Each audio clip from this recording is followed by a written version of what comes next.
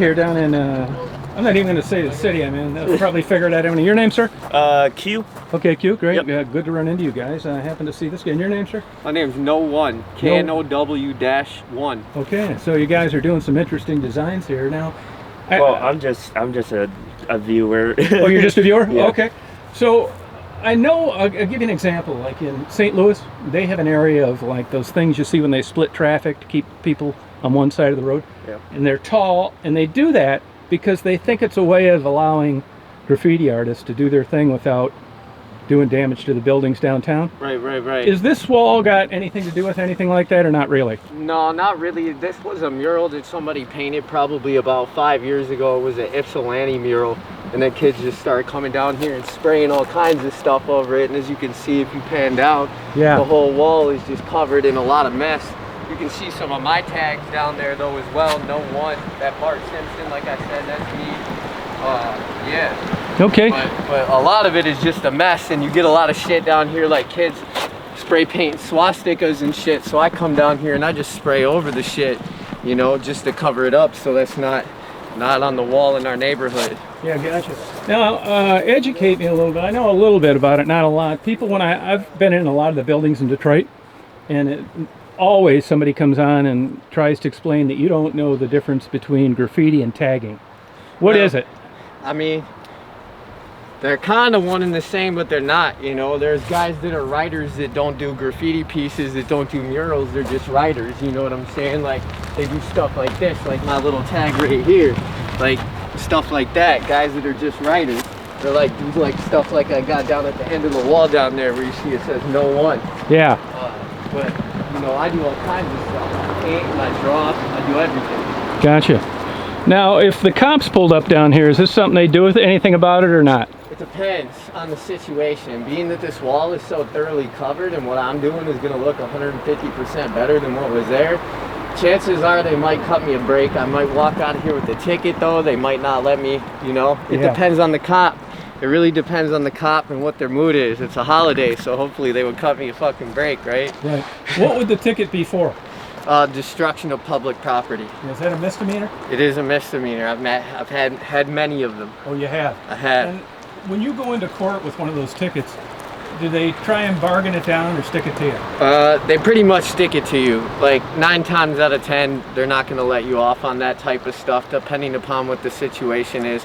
There have been some situations in this area and in Detroit recently where people were doing like BLM graffiti, that type of stuff, and they did get let off on it because it was sort of part of a protest, that sort of thing. But you know, as far as I know, anyone I know who's ever got popped never got off.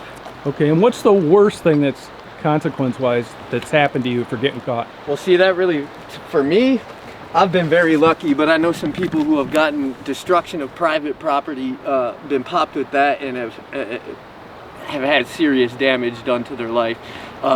You know, when you're in the public property realm, you're only getting charged by, you know, the city or the county, whatever. But you know, when you're destroying private property, that's vandalism, destruction of private property. They take it a lot more seriously, especially depending upon the value of the building and stuff like that. You can get yourself into a whole lot of trouble. Yeah, okay. And as far as paint goes, anything you can get your hands on? For me? Yeah. Yeah, you can. Well, you can go on my Instagram. It's just No1Art, KNOW, and the number 1, and then Art, ART. You can hit me up. I sell prints. I'm a resident artist at Talking Dolls in Detroit. I'm a real Detroiter, born and bred on the east side. So yeah. Cool. And sometimes you'll see like, well, I'll give you an example. The Peninsula Paper Company. Sure. I'm assuming that was done a while ago, and when there was a floor there. So what happened with that place, actually, I have some stuff on the inside of that building, but you can't get into that building anymore because they bricked it off, so you can't get in. You can still get into that building if you were to go around in a boat, but that water is definitely pretty deep over there. I wouldn't recommend just go ahead and jumping in and trying to climb into that building. You definitely need you know, the proper equipment, a harness, Okay. some shit like that. That's what It's it looked like. dangerous. There's no floor in there. It's very dangerous. Yeah. Okay.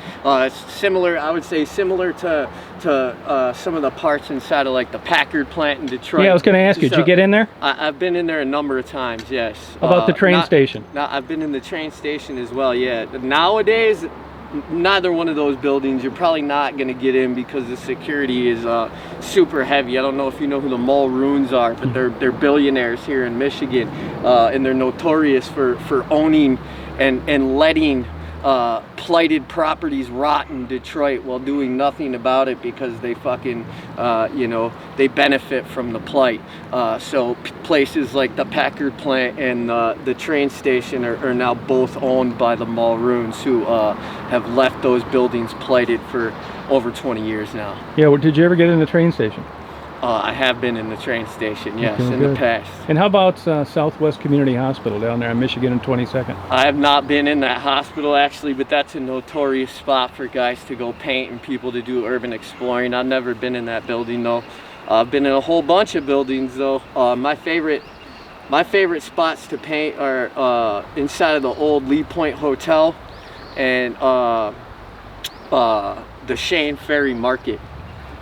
Which is another spot. It was a big farmers market at Shane and Ferry Street in Detroit that has been plighted for a long time and closed down. And I actually belong to an art collective that does guerrilla art shows in that parking lot as well.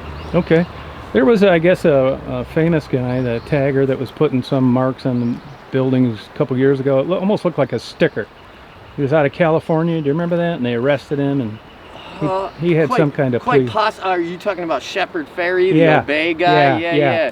Yeah, that was probably good 15 years ago now that he gained his notoriety. Yeah, he did what we call throw-ups. So that's what you're either, when you're doing a throw-up, you're doing wheat paste or stickers. Like a lot of guys take like the free priority mail stickers from the post office and they put their tags on those and just slap them all over the place. That's called doing throw-ups. Those guys, a lot of people don't consider them real writers because they don't go out on the street and write on the wall. Gotcha. And do you cross paths with many guys in the middle of the night, or is it a kind of a planned event when you go out and paint? For the most part, I personally try and plan what I'm doing, but when I am painting at night, you know, the best way to go is in groups. I have had some unfortunate situations happen myself going alone. Actually, in this very park last summer, I was painting. There's this big red barn down there out in the field, and it was probably about 3 a.m. and I had a dude roll up on me out of the fucking pitch black and want to fight me because I was doing graffiti. Oh, wow. And other jobs you've had in your life? Musician. You know, I do that primarily for money. The way I make money is through music. You know, I've also been a server and a barista and a bartender and, you know, a bud tender. Okay. And you got a lot of fellow guys that do the same thing in this area, or a lot of them seem to come from bigger cities like Detroit? You know, I'm not too locked in with what goes on around here. I'm from Detroit, like I said. Yeah. I live in this area. Yeah. But I'm from Detroit, and I mostly know Detroit cats, but there's in the Detroit area, there's a large network of people who do this.